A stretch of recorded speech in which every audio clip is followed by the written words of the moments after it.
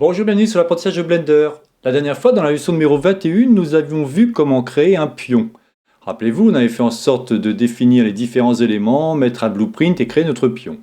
Là, vous pouvez voir une photo où je vous montre un duplicate du pion, et justement, c'est ce qu'on va voir. On va voir la leçon numéro 22 qui portera sur la duplication d'objets, afin de comprendre comment dupliquer un objet et comment celui-ci peut être transformé sans à chaque fois tout modifier. Imaginons que vous dupliquez un élément, vous voulez dupliquer 10 fois, vous voulez modifier un élément et que celui-ci soit répercuté sur les 10 autres éléments. Nous allons voir ça de ce pas. Donc sans plus attendre, regardons cela sur Blender.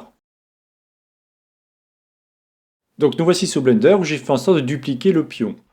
Alors comme je vous expliquais tout à l'heure, quand vous dupliquez un pion, alors là je vais faire en sorte de tout enlever pour vous montrer de suite de quoi je parle. Hop, je supprime, et ici, je vais supprimer celui-ci aussi. Voilà, donc j'ai fait en sorte de tout supprimer, c'est parfait. Alors ici, si on regarde, quand vous sélectionnez un élément ou un objet, tout simplement, vous avez deux choix. Vous avez duplicate, donc c'est Shift D, on l'utilise assez souvent ensemble, mais vous avez aussi duplicate link. Quelle est la différence entre les deux? On va voir ça de ce pas. Regardez. Donc nous allons faire en sorte de dupliquer nos éléments ou nos objets. Donc je sélectionne mon pion et je fais Shift D. Vous voyez, j'ai mon élément qui est ici.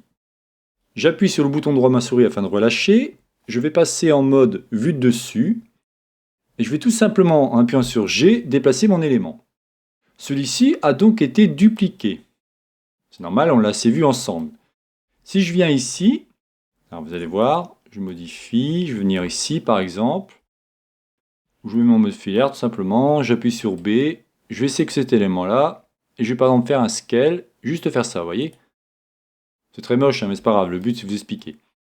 Vous voyez que mon élément que j'ai modifié ici n'a pas du tout été modifié à cet endroit-là. Moi, ce qui m'intéresse, c'est qu'imaginons que je prends, donc je me remets en vue de dessus, j'appuie sur 7, je prends mon élément qui est ici, je vais Shift D, G, et je le positionne ici.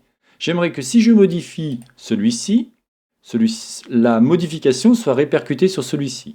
Donc là, il ne faut pas faire ça, on va faire X. Je sélectionne mon objet, et ici vous avez Duplicate Linked. Et là, vous voyez, c'est Alt D. Je fais Alt D, et je le positionne. Alors, si on regarde, en fin de compte, il ne s'est rien passé. Je repasse en vue de dessus, et je vais faire Shift R. Rappelez-vous, Shift R, c'est pour répéter tout simplement la fonction qu'on a utilisée tout à l'heure. En l'occurrence, c'était le duplicate, mais link. Donc là, je vais le positionner un peu mieux, avec G, histoire que ce soit un peu plus sympathique. Voilà. Mais imaginons, vous dites, moi ça ne me va pas, en fin de compte, je voulais par exemple qu'ici, il y ait quelque chose de différent. Donc là, je mets un temps Z, je sélectionne mon élément. Alors je vais faire en sorte d'aller dans le modifieur pour désactiver en cliquant sur l'œil, voilà, afin qu'on ait quelque chose de plus sympathique, parce que là, sinon ça peut perturber. Donc je rentre en mode édition, je fais en sorte d'appuyer sur A. Ah, je vois que j'ai oublié, désolé, je vois que j'ai oublié celui-ci. Alors là, je vais augmenter. Voilà, et là, je vais augmenter aussi. Voilà. Comme ça, vous allez voir les touches sur lesquelles j'appuie. Bon, j'ai pas fait grand-chose, hein. Donc je vais prendre B afin de sélectionner mon élément. Je vais faire juste ça. Bon, je fais ça très vulgairement, hein. Je vais faire un truc comme ça.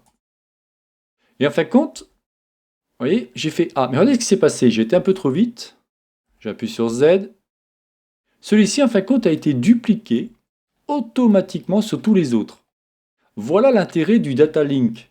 Si maintenant je le fais avec ce pion-là, je sélectionne, Shift D, je le positionne. Vous voyez, pour l'instant, ils sont identiques. Je vais modifier donc celui-ci, sachant que c'est un duplicate de celui-ci. J'appuie sur slash afin d'accéder à mon élément. Je fais en sorte ici de désactiver mon subdivision surface. Tabulation pour entrer en mode édition. J'appuie sur A. Je mets en mode filaire. Et je vais prendre par exemple juste ça. S. Et je vais vouloir modifier ou tout simplement rétrécir ma forme. Voilà. Pardon. J'appuie sur Z. Et j'appuie sur slash. Regardez. Celui-ci a été modifié, mais la modification n'a pas été répercutée ici. Pourquoi? Parce qu'en fin de compte, le Shift D va bien dupliquer votre élément, mais si vous modifiez l'élément pair, on va dire, parce que quand vous faites Alt D, c'est-à-dire le duplicate link, ça fait en fin de compte un fils, vous créez un fils en fin de compte, donc différents éléments, mais toujours liés au pair.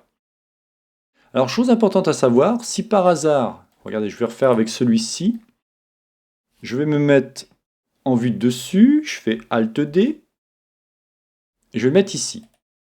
Imaginons celui-ci, je vais vouloir le modifier, donc je clique ici, automatiquement, la modification que je vais lui apporter va se répercuter ici. Donc je vais me mettre en mode 1, donc vue de face, et je vais agrandir mon élément. Voilà, parfait. Vous voyez ce qui s'est passé?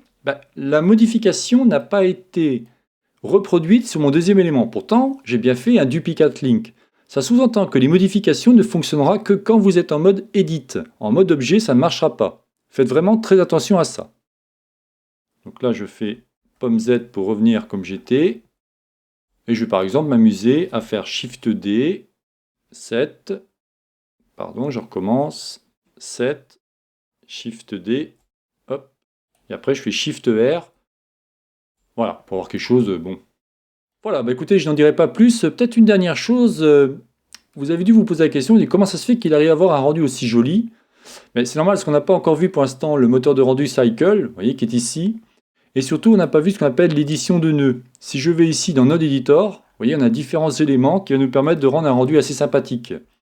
Pour l'instant, on n'a pas vu ça, chaque chose en son temps, mais au cas où si vous posiez la question, c'est que j'ai fait en sorte de lui appliquer une texture avec une texture générée, différents shaders de différentes couleurs, afin d'avoir ce rendu. C'est-à-dire que si je reviens ici, hop, voilà, et je me mets en mode render, vous voyez, c'est ce qui permet de donner ce rendu.